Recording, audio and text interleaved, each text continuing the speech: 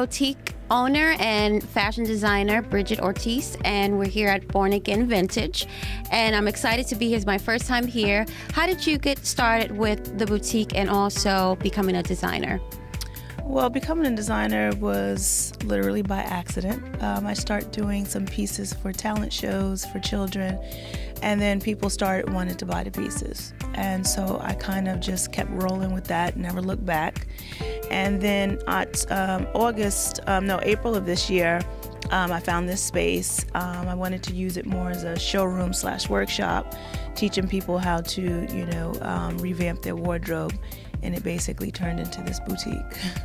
Okay, and it looks good in here. She has a lot of fashionable items, accessories, just a lot of glam things that us women love. So you're here in this space. It's a great location. How are the clientele that come here? What do they expect when they walk through your door? Well, we're already kind of building a reputation of having unique items. All the pieces in here, if they're not sustainable, then they're handmade. Most of them are one of a kind, not all. So when you come here, you really, you start to expect, okay, this place is going to have something I'm not going to find anywhere else. And I'm trying really hard to stay with that. It's a little tough, but I'm just trying to make sure I continue to keep that reputation. What is it like, when you're looking for key items or key pieces to bring in the boutique? What are you looking for exactly? What details? Well, I'm a color girl. I like patterns, I like colors, I like prints. So, sometimes I have to try to, stay on that line because I could just fill this place up with nothing but that. And, and I know a lot of people conservative. And so I try to get a happy medium, something that still is very colorful, but at the same time, you could wear it to work. So it's kind of hard trying to balance the two, but I think I'm, doing okay. Yeah, and you have the mannequins dressed very well, colors, and this one in particular. What was the inspiration for putting this look together on the mannequin? Well, I mean, this is just a good example of me loving the colors and the patterns and the textures. But, I just thought that she 100% represented fall. The colors, the color scheme in the top I love, and then the knit from the bottom, kind of brings it together. And, of course, it could be worn as a shirt, but, if you're daring, it's kind of giving you that, I'm sexy too. I could wear something really short. And then I just added this vintage belt from a vendor we have here, Rewind Vintage, the wool hat, and then the reversible denim bag. Well, I pulled a couple of pieces from a couple of my designers here. This is from Rewind Vintage. It's a vintage dress. And, the metallic just makes it that holiday look, especially with the collar, the way it's cut, and then the pattern that you have going on. Perfect holiday look with some solid tights would be really nice. You add this purse to it. Then you have that little flair to it, so you're not so, tailored and together. So this is your little splash of guts, I would say. And then you add it with, and this is from another vendor of mine, which is Artise. And then you add some of these, which are fabulous, and these are from Corinthia Peoples. Once again, the textures and the colors, which I love. I turned into a romper.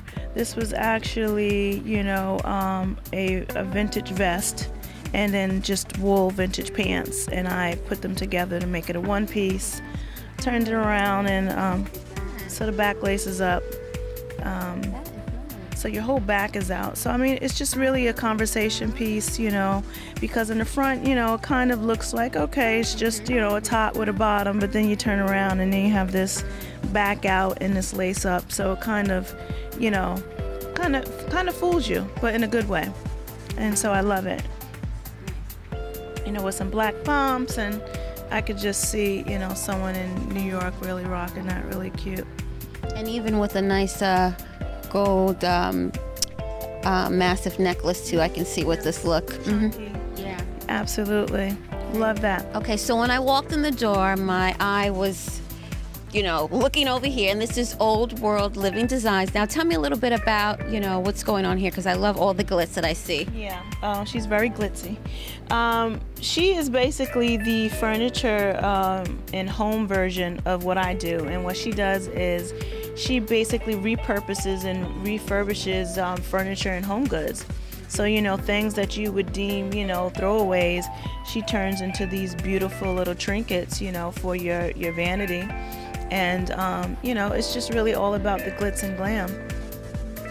Okay, we got a little bit of a controversial item going on over here. Metal Taboo. Tell me what's going on with this. Well, you got to have one statement piece in your store, and Metal Taboo is definitely my statement in my store, you know, just for the, you know, I would say the kids, the 20-something-year-olds that, you know, and it's, you know, it's positioned in the store where it's kind of either when you're coming in or you're going out, if you could see the double takes that people, like once they actually focus in and, you know, read what's on the necklaces, you know, and it's very subtle. It's not like it's this big, you know, chain across your neck. It's very subtle, and it's just, you know, if you just want to have that little subtle statement that you want around your neck, and someone, you know, you have something to say, but you don't want to scream it, Metal Taboo is for you. Okay, so I think someone like, if I had to think of a celebrity off the top of my head, someone like Rihanna could really pull this look off. Absolutely. The Rihannas of the world, the Katy Perrys, the, you know, Gaga all the way. Okay, accessories are my thing. I love the bling, I love the glitz, and I'm just seeing glitz over here. And this necklace, both of these are just, I do love them. They definitely have that bold edge to them, and you could really wear them with a simple white blouse and just to make a statement. What is your take on this? Well, you know, just like with all the things in my store, you know, you have to have that, you know, that trendy piece, that piece that everybody likes and everybody wears, but of course I want to step it up. So your typical collar necklace, you know, this one is studded out, you know, and I like that about it. So it's not your typical studded necklace. It has that little extra flair to it. And Patois usually deals with, I pronounced her name wrong before, but it's Patois. She usually does the, you know, the trendy version of accessories, but, you know, just adding a little flair to it. So I love that about her stuff. And I see a little bit more glitz here with the rings. I'm gonna have to try this on.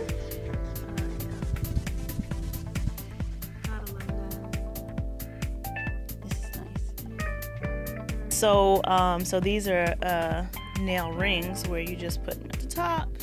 Oh, how cute! Yeah. Especially for the like me with no nails. Now, what's the price range, you know, on the accessories about? She's extremely reasonable. So, you know, like these things are $20. The rings are $20. The necklaces are slightly more expensive at $45, $50, but that's reasonable still. So we're still trying to keep, you know, in a nice range, so it's not like you're, you know, going over budget to look Born and Vintage came out December of 2008, so it's been out for a minute now, and basically it teaches the regular consumer how to green their wardrobe. So, you know, and it's broken down by season. So, you know, something you have in your closet like a t-shirt or a sweater, it'll show you if you're not wearing it anymore, you're considering about throwing it away or giving it to Goodwill.